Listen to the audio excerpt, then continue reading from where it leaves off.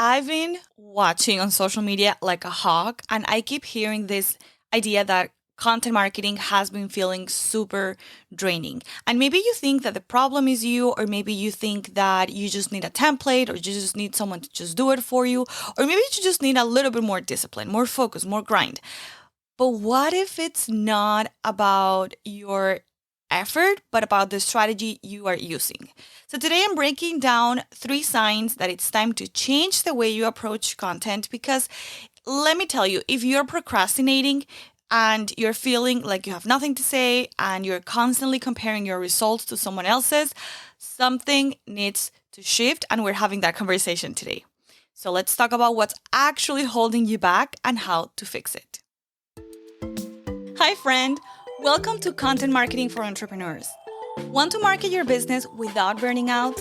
Are you tired of spending way too much time just trying to stay consistent online?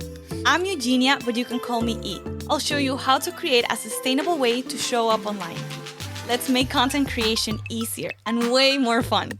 Grab your coffee and let's dive right in.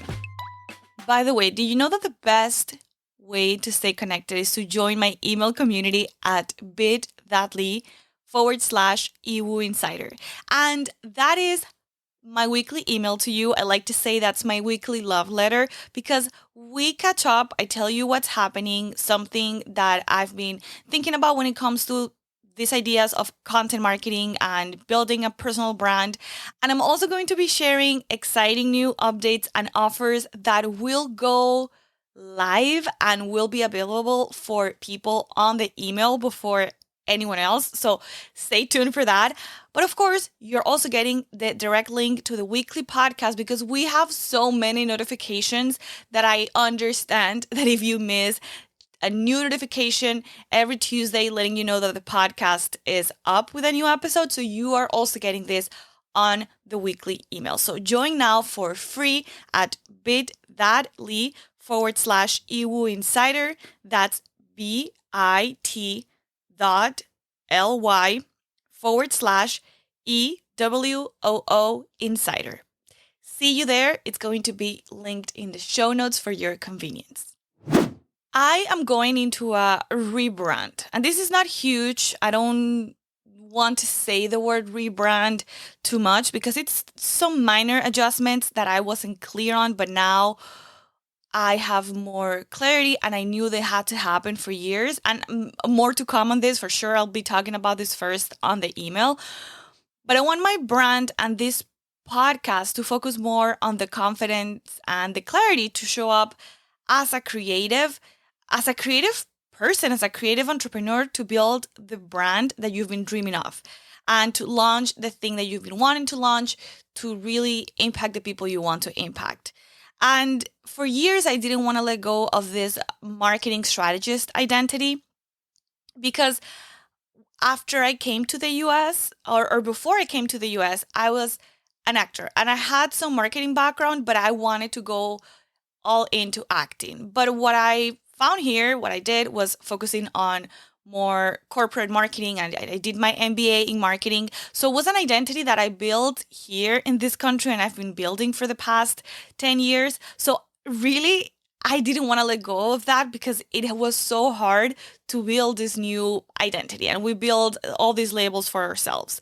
So that's all and good. I'm super happy I have the experience I have.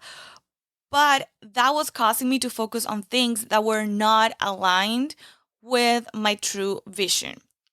And more on this later, but I was experiencing these signs I'm talking about today. And I was thinking that I was a problem, right? And I'm not saying that we don't have to take personal responsibility because, we do have to be responsible. We do have to build discipline, all these things.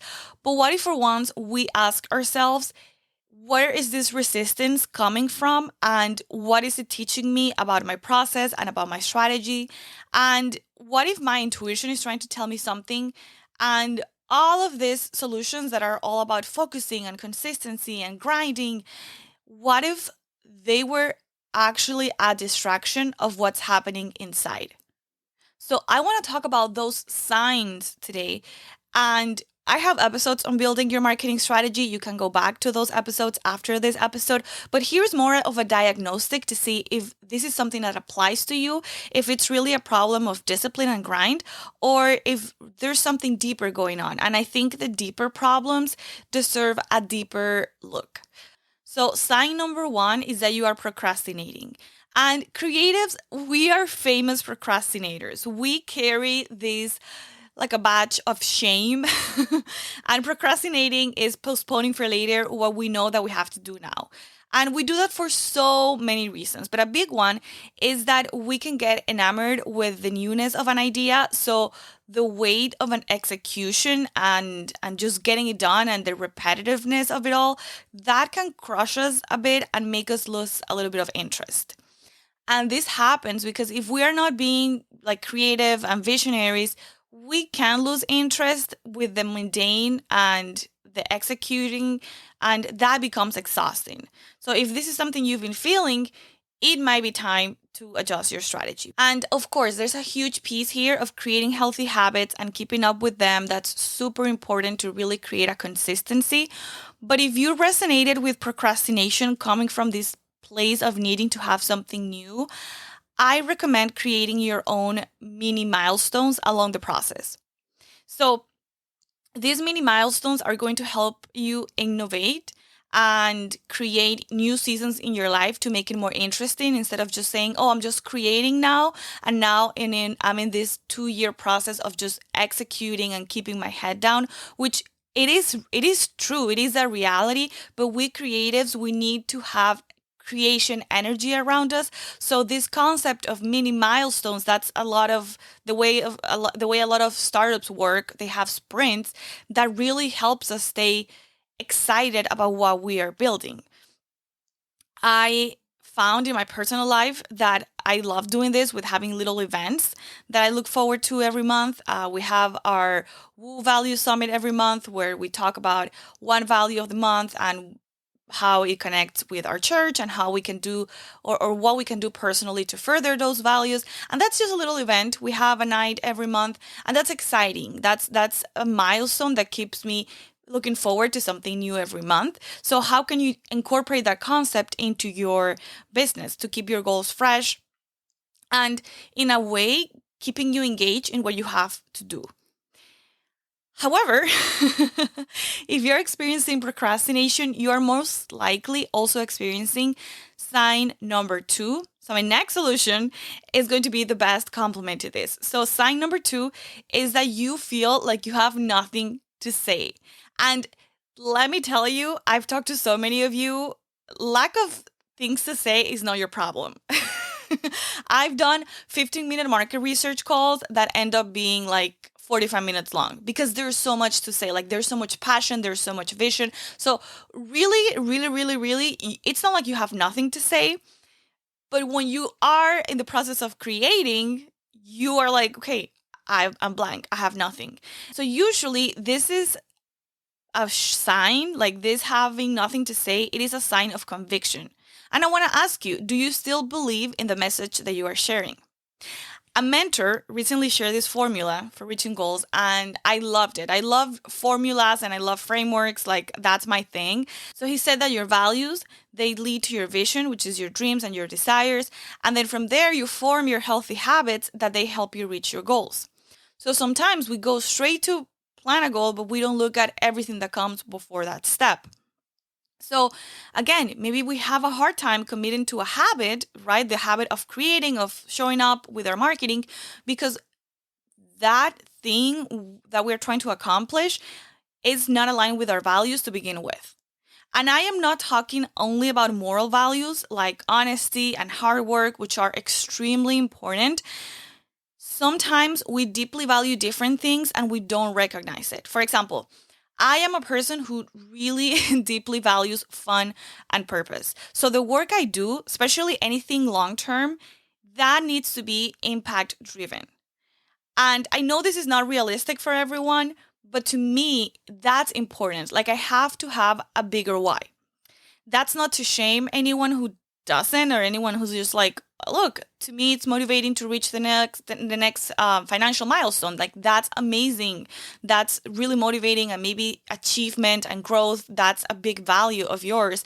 So I'm not shaming you, but I am saying, to me, having that deep impact, it's part of my value. Therefore, it has to inform my vision, it has to inform my habits, and it ends up informing my goals, and it helps me stay committed long term. And I also like to have fun with the projects I work on. So making choices only because they look financially good on paper, that becomes unsustainable to me. And that will be probably for another episode, but I've done that in my business for so long, where I make decisions because I know that strategically they make financial sense, but I am like, I'm not fired up about them. And I think if you're a smart business owner, a smart entrepreneur, a smart creator, you are able to find that sweet spot between the things that fire you up and the things that the market is willing to pay for. There's a way for sure to do this. And that's what I'm doing now. So I can speak from experience, but that's important. To me, those values, the value of purpose and the value of fun, they need to be present for anything to be sustainable long term, because our goals, they need to be aligned with our values to be sustainable and to then come from a place of conviction. So if you feel like you have nothing to say, I want to suggest that you reevaluate if this message is still aligned with your values, or if it even was aligned with your values to begin with, because sometimes it just comes from a coach who told you that this was a great idea and you're like, okay, sure, I'll run with it, right? Is this aligned with your values? And is this goal of creating content, is this aligned with a vision, with a desire that deeply moves you? So I'm going to leave an excellent article down below by Maxwell Leadership on the importance of values and how they drive everything you do. So if you want to read more about it, I mean, he's such an excellent communicator on this topic. But he has a great framework to start refining your own list of values. So, as a reminder, John Maxwell defines a value as a principle that only brings benefits, never harm to you or others around you. So, some values from his list include commitment, communication, courage, hope, kindness, leadership, love, perseverance, respect, responsibility, work ethic, just to name a few. Don't feel shame. Don't choose the things that sound nice or like you should definitely have those values, because if they're not honest to you, if they don't resonate with you, you're going nowhere. So create your list and make sure you come back to it often, especially when you're feeling this resistance and feel like you're being drained by a task, by a habit, by a goal. And then sign number 3 is that you are measuring success against someone else's standard or someone else's result. You are having private results, right? You are the only one seeing your analytics, seeing how many people are signing up for your webinars. If you're putting out webinars or if you're putting out a podcast, you are the only one who's seeing how many downloads you're getting. But then you are measuring those numbers that only you are getting against someone else's public numbers. And trust me, I've done analytics for a lot of different people in different types of content marketing, and you can always massage the numbers, not to lie, but to present them in the most favorable light. And that's all good. There's a purpose for it. That's part of your marketing, but you should never take that as the standard you measure yourself against. And I know that I'm going to sound like really like an older sister, like old lady advice. Like everyone knows this, please. But truly, comparison is not a good advisor. And I know you know that. I know you know that. I know I'm not reinventing warm water, but the thing is that trying to evaluate the effectiveness of our strategy against what someone else is saying to their public platforms is such a recipe for overwhelm, because you ultimately don't know everything that was involved in the process of getting that result, or even if the result is true, to be honest, because I personally never lied about numbers, but I do know of many companies or creators who do inflate the numbers. So that's something to keep in mind. Not for you to be suspicious of everyone who is successful. Like that's such a terrible way of living. I always take people at face value. Like, it doesn't affect me, right? If they're having incredible success, I'm really happy for them. But it's just to say, don't think that you have to be at the same level because you don't know all the little ins and outs of getting that result. So how do you do this? Let's say you implemented this email strategy that worked wonders for someone else's launch, but it just doesn't perform the same for you. And then suddenly you get disappointed. You start thinking that all of your effort was for nothing.